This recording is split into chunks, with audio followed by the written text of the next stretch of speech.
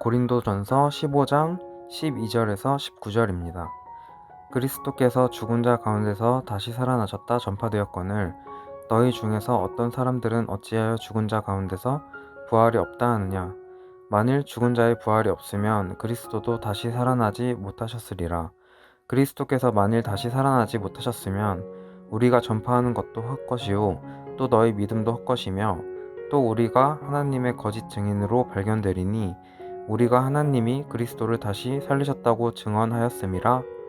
만일 죽은 자가 다시 살아나는 일이 없으면 하나님이 그리스도를 다시 살리지 아니하셨으리라.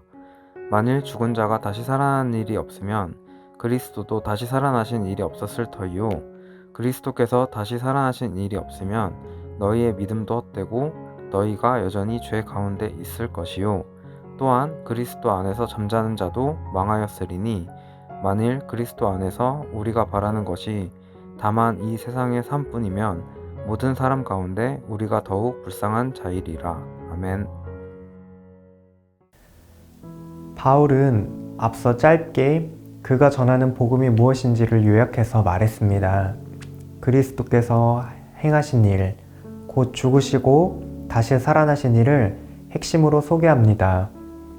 복음의 핵심을 이렇게 힘주어 말한 이유가 있습니다. 고린도 교회는 부활에 대해서 잘못된 개념을 갖고 있었기 때문입니다. 12절입니다.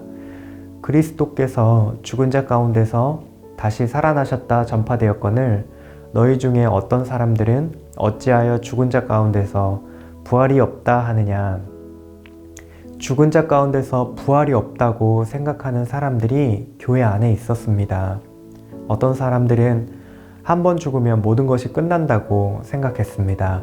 또 어떤 사람들은 몸은 악하고 영혼은 소중하기 때문에 그래서 죽음을 통해 영혼이 몸으로부터 분리되어 자유를 얻는다고 생각했죠. 결국 몸의 부활은 거부했습니다. 오늘날 현대사회에서도 비슷한 생각이 공존합니다. 더욱이 과학과 이성이 중심인 현대사회에서는 눈에 보이는 것, 증명 가능한 사실을 받아들이고 믿습니다. 부활은 과학 실험으로 증명할 수가 없죠. 수학 계산으로 공식을 만들 수도 없습니다. 그렇다고 지금 당장 우리 눈으로 관측하거나 목격할 수도 없는 일입니다. 부활은 이성의 논리가 아니라 성령님께서 우리의 눈을 밝혀주실 때 믿고 확신할 수 있습니다. 바울은 15장 전반에 걸쳐서 부활에 대해서 믿음의 언어로 차근차근 설명합니다. 특별히 오늘 본문에서는 반대되는 상황을 가정해서 함께 생각해 보도록 초대합니다. 부활이 없는 상황을 가정해 보는 거죠. 그렇게 따라가다 보면 복음의 이치에 맞지 않는 내용들을 발견하게 됩니다. 만약 죽은 자들 가운데 부활이 없다면 어떤 결과가 성도들에게 따르는지 구체적으로 보여줍니다. 만약 죽은 자들의 부활이 없다면 우리에게는 어떤 일이 벌어지게 될까요? 그렇다면 우리는 우리의 모든 것을 잃어버리게 됩니다. 제일 먼저 그리스도께서도 살아나시지 못하게 되므로 복음도 믿음도 헛것이 되고 말죠. 사도들은 그야말로 거짓말쟁이가 되고 맙니다. 우리에게 있어서 부활하셔서 승천하사 지금도 여전히 살아계신 예수님을 잃어버리게 됩니다. 말씀과 성령으로 교회와 온 세상을 다스리시는 주님은 우리 곁에 계시지 않을 것입니다. 무엇보다 우리는 여전히 죄 가운데 살아가게 됩니다. 예수님은 성령님께서 능력으로 역사하셔서 부활하시게 되었습니다. 죄와 사망의 모든 권세를 이기셨죠. 그러나 부활이 없다면 우리는 우리의 힘으로 죄와 싸우고 있을 것입니다. 우리의 힘으로 영원히 이길 수 없는 싸움을 싸우게 됩니다. 특히 우리는 이 땅 가운데서 많은 고난과 고통을 당하며 살아갑니다. 죄의 영향력 때문이죠. 비록 우리가 의도하지 않았더라도 이 죄의 영향력으로 인해 많은 육체와 그 다음에 심령 가운데 많은 아픔을 겪습니다. 그런데 부활이 없다면 이 고난과 고통 속에서도 붙잡을 아무런 소망이 없게 됩니다.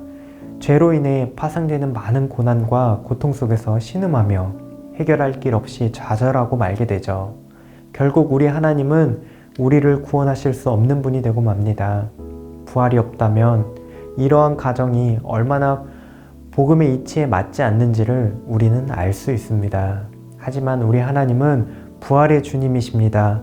부활의 능력으로 예수 그리스도를 죽음에서 건져 올리셨습니다. 예수님을 믿는 우리도 날마다 부활하신 예수님과 하나 되어 새로운 생명으로 살아갑니다. 오늘 바울은 만약이라는 가정 속에서 부활이 없다면 어떤 결과가 생기는지를 잘 보여줍니다. 이를 통해서 하나님께서 부활의 능력으로 역사하신 사실이 얼마나 가치 있고 감사한 일인지를 알 수가 있죠. 부활이 없다면 우리는 모든 것을 잃어버리게 됩니다. 오늘 하루도 부활의 능력으로 역사하시는 하나님을 붙들면 좋겠습니다. 세상 고난 가운데 우리의 육신의 소망이 사그러들 때에 죽음에서 예수 그리스도를 일으키신 하나님의 능력을 붙들며 충만한 소망 가운데 승리하는 삶 사시기를 소망합니다. 말씀을 기억하시면서 기도하시겠습니다. 하나님, 우리 눈을 밝혀주셔서 부활의 능력으로 역사하시는 하나님을 확실히 믿고 신뢰하고 의지하게 하옵소서. 세상 속에서 우리가 겪는 고난과 고통 가운데서도 부활하신 주님을 바라보며 삶의 소망을 잃지 않게 하소서. 하나님께서는 먼저 예수 그리스도를 살리셨습니다. 부활하신 주님의 현재가 우리의 미래입니다. 이 부활을 확실히 믿으며 오늘 하루도 넘치는 소망 가운데 살아가는 청년가족들 되시기를 바랍니다.